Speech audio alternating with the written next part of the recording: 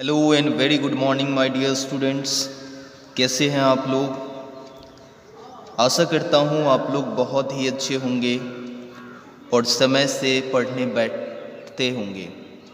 My dear student, आज है 23 अप्रैल और आज हम सभी को डिस्कशंस करने हैं आज की कुछ एजेंडा पे। डियर स्टूडेंट, कुछ बच्चों की यह क्वेरीज थी कि सर आप एजेंडा ऑफ द डे को क्यों जोड़ रहे हैं। प्यारे बच्चों, आप सभी को बता देना चाहता हूं मैं कि ये एजेंडा ऑफ द डे देने का मेरा एक पर्पस यह है कि आप सभी को इस बात की जानकारी हो जाए जो आज के क्लास को लेने से आप लोग क्या सीख पाएंगे। प्यारे बच्चों, एजेंडा ऑफ द डे का अर्थ होता है आज के दिवस का कार्य करने का क्या पर्पस है, क्या क्या चीज़ करेंगे, किस किस पॉइंट्स पे हम लोगों को फोकस करना है। तो प्यारे बच्चों, यह एजेंडा ऑफ द डे आप लोग भी सेट करें अपने दिवस का, अपने दिन का, जिससे दिनचर्या में सुधार आएगी और आप सब अच्छे स्टडीज़ करते जाएंगे। आइए प्यारे बच्चों, आज हम लोग जो बात करने वाले हैं वह सबसे पहले रिकैप करें या रिव्यू करें हम पीछे क्लास में हम लोगों ने क्या सब पढ़ा था। प्यारे बच्चों, हम लोगों ने पढ़ा था वर्ब को, हम लोगों ने पढ़ा था एडवर्ब को और हम लोगों ने पढ़ा था प्रेपोजिशन को। माय डियर स्टूडेंट्स, आप सभी पिछले क्लास से अच्छी तरह से समझ चुके होंगे कि वर्ब क्या है, क्रिया क्या है। जितने भी कार्य हम लोग कर रहे हैं, एक्सनेबल नॉन एक्सनेबल सभी कुछ ना कुछ कार्य होते हैं, वह सभी क्या कहलाते हैं? क्रिया कहलाते हैं। माय डियर स्टूडेंट्स, एडवर्ब की भी बात हम लोग कल किए थे। एडवर्ब वो होता था जो इसी क्रिया का, इसी वर्ब का कुछ ना कुछ ऐड करके एक नया अर्थ देता था, जोड़ करके देता था, उसे हम लोग क्रिया विशेषण कहते थे और एडवर्ब कहते थे। माय डियर स्टूडेंट्स, प्रेपोजिशन और कुछ नहीं, जो हम लोगों ने शुरू के जो 2 पॉइंट पढ़े थे पार्ट्स ऑफ स्पीच के, वह पढ़े थे नाउन और प्रोनाउन। तो नाउन और प्रोनाउन के बीच के जो रिलेशंस को स्टैब्लिश करने का काम करता है वह कोई और नहीं, वो प्रेपोजिशन है, वह प्रेपोजिशन ही होता है। माय डियर स्टूडेंट्स, आज जो हम लोग बात करने वाले हैं वो कंजंक्शन के बारे में बात करेंगे। कंजंक्शन क्या है, इसके क्या सब कार्य होते हैं, इन सभी की चर्चा करेंगे और पुनः हम लोग चर्चा करने वाले हैं इंटरजेक्शंस की। आइए प्यारे बच्चों, अब हम बात को आगे बढ़ाएं और आप सभी के समक्ष प्रस्तुत है कंजंक्शन।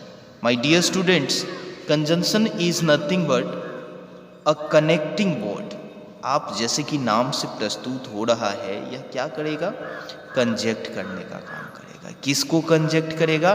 तो किसी न किसी 2 वाक्यों को, किसी न किसी 2 वर्ड्स को आपस में जोड़ने का काम करेगा। A conjunction is a word that connects words और ग्रुप्स ऑफ वर्ड। ये क्या करता है? कनेक्ट्स करता है, मतलब जोड़ता है, जोड़ने का काम करता है। किसको? तो वर्ड्स को, या फिर हम कह लें ग्रुप ऑफ वर्ड्स को। और यही ग्रुप ऑफ वर्ड्स क्या कहलाता था? तो डियर स्टूडेंट्स, आपने पीछे क्लास में यह सीखा, जो ग्रुप ऑफ वर्ड्स क्या कहलाता था? सेंटेंस कहलाता था। डियर स्टूडेंट्स, अगर इसको और थोड़ा हम समझे तो we can say it in other words, हम दूसरे शब्दों में भी इसे समझ सकते हैं। क्या?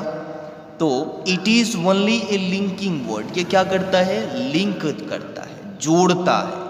कैसे जोड़ता है? तो अभी हम आगे बात करेंगे। अनलाइक रिलेटिव प्रोनाउन के रूप में, रिलेटिव एडवर्ब के रूप में, या फिर प्रेपोजिशन के रूप में। माय डियर स्टूडेंट्स, आप हमेशा एक नोट को ध्यान रखेंगे। क्या? तो इट डज नॉट मॉडिफाई और qualify any other word in the sentences. या ना ही ये मॉडिफाई करता है और ना ही ये क्वालिफाई करता है सेंटेंसेस के किसी अन्य वर्ड्स को। यह क्या करता है? तो यह केवल कनेक्ट करता है। It has no other grammatical use. इसी वजह से इनफैक्ट इसका कोई दूसरा ग्रामेटिकल व्याकरणीय उपयोग नहीं है। जैसे कि हम बात करें, मोहन इज इंटेलिजेंट। मोहन क्या है? एक तेज लड़का है, but Sohan is not, Sohan नहीं है। तो यहाँ ये बट क्या कर रहा है? तो एक कनेक्टिंग वर्ड्स का काम कर रहा है, that is called conjunction. They are naughty as well as intelligent. वे क्या है? नॉटी हैं, और नॉटी तो हैं, लेकिन जितना नॉटी है उतना ही क्या है? इंटेलिजेंट हैं। तो यहाँ पे क्या कर रहा है? ये एज वेल एज, ये जोड़ने का काम कर रहा है, जो क्या कर रहा है? कंजंक्शन के रूप में काम कर रहा है। माय डियर स्टूडेंट्स, ये दो एग्जाम्पल्स इसके लिए इनफ है। आगे हम और भी एग्जाम्पल्स की बात करते हैं। आइए एक अगले काइंड की ओर बढ़ें, और जिसका नाम है interjection. My dear student, interjection क्या होता है? इसका एक डेफिनेशन आप देखें। अ वर्ड विच कन्वेज, क्या करता है? कन्वेज करता है अ सडन इमोशंस। यहाँ पे सडन इमोशंस का मतलब हुआ जो अचानक से कोई फीलिंग आ गई हो आपके अंदर, आपने सोचा नहीं था, लेकिन आपको तुरंत एक ऐसा न्यूज मिला, ऐसी जानकारी मिली जिसने आपकी इमोशंस को सडनली चेंज कर दिया। दैट इज कॉल्ड क्या? इंटरजेक्शन। वो क्या करेगा? तो फीलिंग और use to call someone's attention, और किसी का अटेंशन भी हम अपनी ओर खींच सकते हैं इन के प्रयोग से, और वही क्या कहलाएगा? इंटरजेक्शन कहलाएगा। माय डियर स्टूडेंट्स, एक नोट इसके लिए भी काफ़ी अप्रोप्रिएट है, जिसे आप याद रखेंगे। जो it is important to see that interjections are not related to other words. Conjunction की तरह ये दूसरे वर्ड से रिलेटेड नहीं होता है। इसका मीन्स ये हुआ, जो इसको रखो ना रखो कोई फर्क नहीं पड़ता। In a sentences perform grammatical functions if you want to remove. अगर आप चाहते हैं इसे हटा देना, रिमूव मतलब आउट कर देना, तो आप आसानी से करते हैं। यह किसी तरह का इफेक्ट नहीं डालेगा सेंटेंसेस के कंस्ट्रक्शन पे, वाक्यों के रचना पे। आइए डियर स्टूडेंट्स, अब हम आगे इसकी बात करें। जैसे कि हम कुछ वर्ड्स को लेते हैं, इंटरोगेटिव वर्ड्स हैं, इंटरजेक्शन में जो यूज हो रहे हैं। इंटरजेक्शन में यूज कैसे हो रहा है वो देखिए। जैसे हुर्राह का यूज हम जॉय के लिए करते हैं, आह या लाश का ग्रीफ के लिए करते हैं, हा या वॉट का सरप्राइज के करते हैं, हेलो या हंस का अटेंशन को खींचने के लिए करते हैं। डियर स्टूडेंट्स, जैसे कि कुछ यूजेस देख लीजिए एग्जाम्पल्स में।